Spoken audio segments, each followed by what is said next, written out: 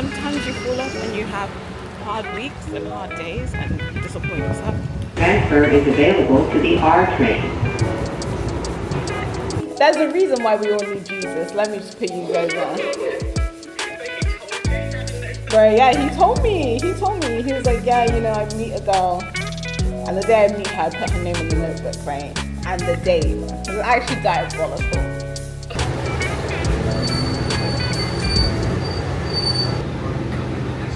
To put out an event tomorrow for Sunday Culture. And I'm just ready to like be back to work. Like I feel like I was like getting over something, like feeling really down.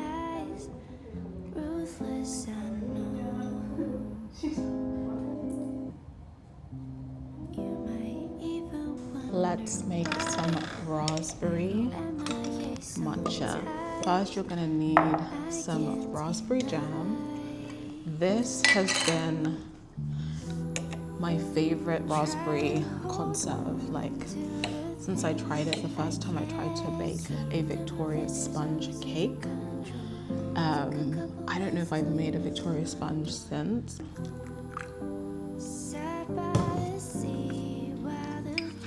And so I live in New York. I have lived in New York for about 2 years now. I am 27. I'm gonna be 28 in a few months.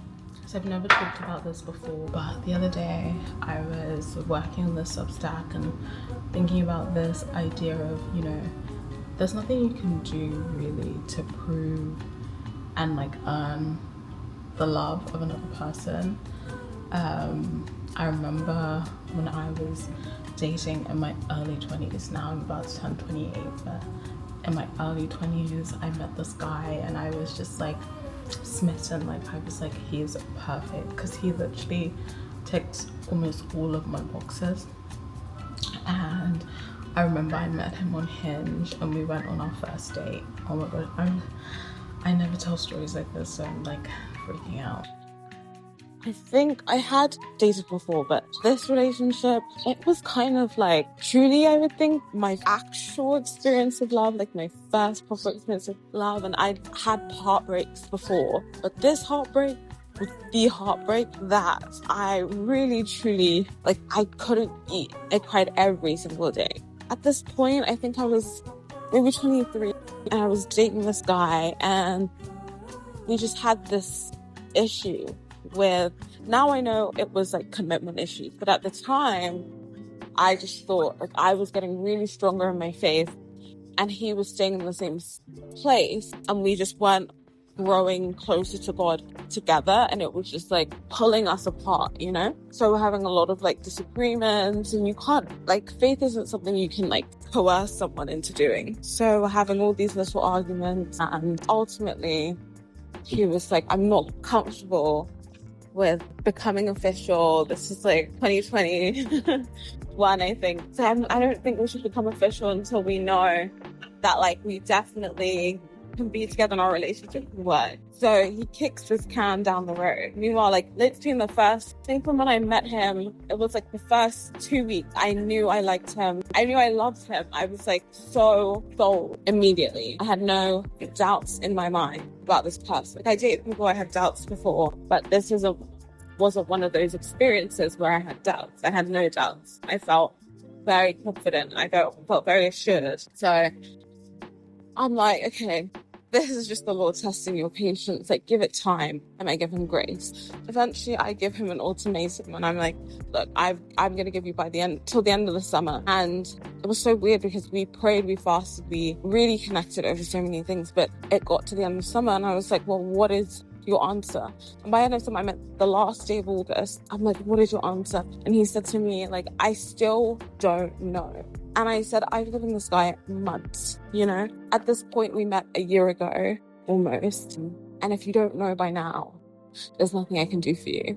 And he tells me this, I think the day before the last day of the month. And I'm like, this is kind of like my deadline. I'm like, do I give him more time? Do I stick to what I said I was going to do? And the next day, it's like my mum's big 50th birthday celebration. All of my family is going to be there. He was really excited to come too, because I've spent so much time planning and boring him with all the details of planning. And even now, I went, like, literally, it's 2025. I went to my mum's church a few months ago, and they were like, that party that you planned. So, you know, it was a bash, okay? He calls me the morning of, he's like, I'm getting ready to go. And I'm like, nervous. I'm like, this is such a big moment, because at this point, you don't know how you feel about me, but you're going to come and you're going to meet my whole family. And they're excited to meet him. My mum and my brothers have already met him. Everybody loves him. But it's like, at this point, you're going to come, you're going to meet my whole family, and you're not sure about me. And I said, don't come. You're no longer invited. And the whole day, I couldn't do anything for this party. My heart was like in my stomach. And he's like, what do you mean don't come? Like, I'm literally getting ready to leave. I'm about to go out the door. I'm like, don't come. We're having this conversation, and I'm telling him, and there's this moment, this is the moment that has to be, either we rewrite it and we're face to face and we're looking into each other's eyes, but this one we're on the phone. And I'm telling him, and I'm like, I've done everything. Like, I've done everything. I've been everything I could think to be, to make myself the one that you could be so sure about. I've done everything. I just keep saying over and over, I'm like, I've done everything I could. Like, and I mean, I'm like I am everything. And he's like, starts to get angry at me, because he's just like, why does she keep repeating this? Like, I'm like, I've given you everything like I could. I've been everything I could be. It's kind of like this idea in our society that you can really earn someone's love. And I'm getting emotional, just like recounting this. I'm not upset about it. I'm not sad about it. I'm not even sad for my younger self. I don't know, this is a Grammy, Tony, Oscar award-winning moment that's gonna go accredited to my life. But I'm telling him, like, I've done everything. I've been everything. At this point, like, I don't know what else I could do. And I don't think that I could do anything else to make you love me. But I don't have the words at the time. Like, all I just know to say is, like, I did all I could. Like, I did everything. I was everything I could be. I did everything I could. And then he just says, like, why do you keep saying that over and over and over? And he's getting annoyed and just like, oh, whatever. And I'm like, then we hang up on each other, and it was definitely one of our last conversations, and it sticks in my head so much. I don't even know if he really even remembers it. But when we had another conversation, like a few days later, because breaking up, it's not that straightforward. But no, actually, that's a lie. We didn't have another conversation that a few days later. I just like cut him out of my life, and he was asking for me back around Christmas time, so 6 months later. And he was like telling me, yeah, like, I don't know what I was thinking. You are like something really important to me. Like, I lost something really big. And I could tell somewhat more understand, like, the person I was in his life, but even still, it's not about him. Who cares? It's about me. But yeah, just there, standing in front of another person, and then just telling them, like, what can I do to make you love me and want to be with me and think that I'm worthy? And there's just nothing you can do. And it's a hard lesson to learn. Hard lesson to learn. Especially for me, like, every boy I've ever met. It's an exaggeration. But most boys I've ever wanted or liked or had I could get them if I wanted to. But it was like a realization that you can't earn love. You can't earn someone's affection. And my heart was so broken after that. And if that wasn't enough, last summer, I'm like, it's been enough time. Let me just check on this person, see how they're doing. We haven't spoken, no contact for 3 years. Like, it's no hi, how are you? Hello, how are you doing? Done. And I'm like, okay, let me see how he's doing. Of course, I end up speaking to him for months, and of course, I'm right back in that place again. And I'm thinking, this time, look at me. Look how perfect I am. Look at how much I've grown. I'm even better than I was. And a teeny part of me was like, maybe this time. And I didn't give him one, so I said, don't speak to me until you know you want to be with me. But I think the difference between then and now and that time was like, I realized I'm not going to do anything to make someone see me or love me or want to be with me. I'm just going to be me. Your strength, faithful is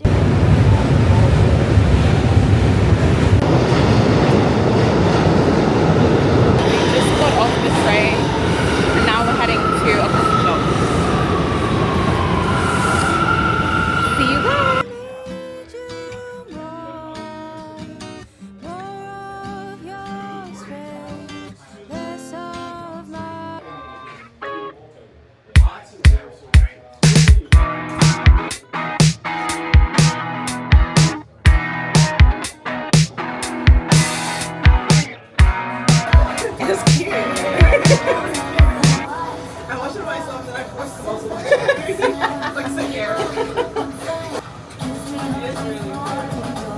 I'm waiting for Nadia to be done getting her sandwich. But yesterday I picked up these watercolor. Nadia's owed me $37 since 2 weeks ago.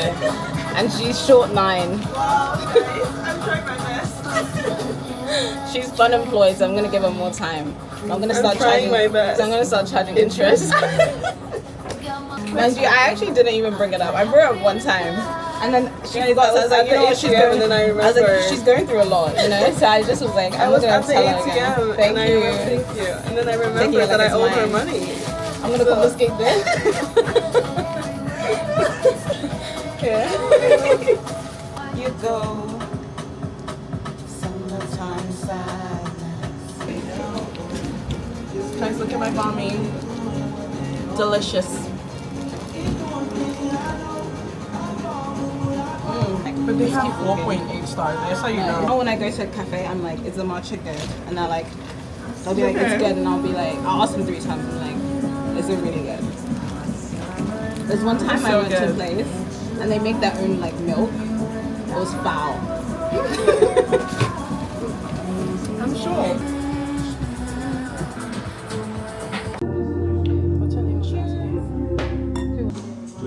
I don't have anything to say, but I just think you guys should pray for me. Pray for my career goals.